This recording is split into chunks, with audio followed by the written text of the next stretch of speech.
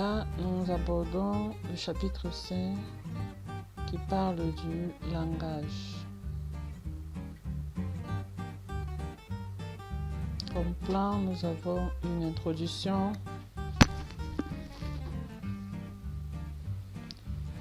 Grand 1, nous avons la définition et fonction du langage.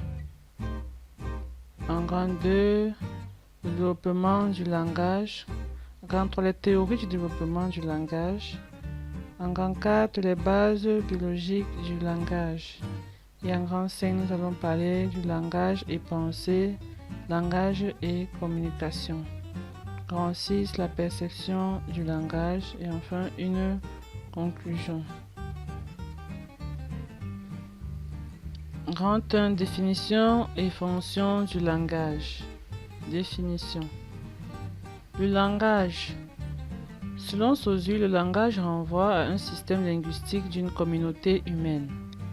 Et la langue, quant à lui, c'est la faculté qu'ont les hommes de communiquer entre eux et d'exprimer leurs pensées au moyen des signes vocaux qui peuvent également être transcrites. Le signe.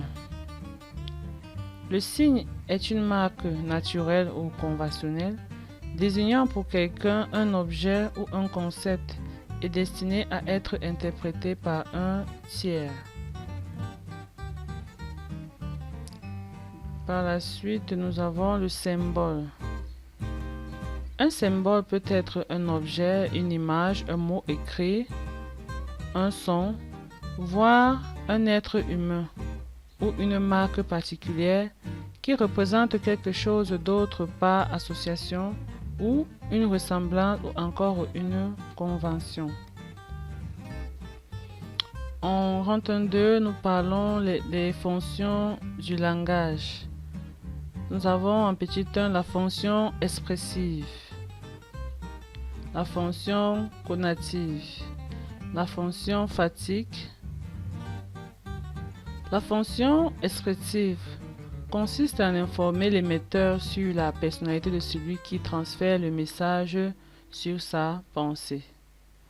La fonction conative, elle va efforcer le destinataire à agir sur le destinataire. La fonction fatigue, elle est relative au contact. Elle permet de provoquer et maintenir le contact.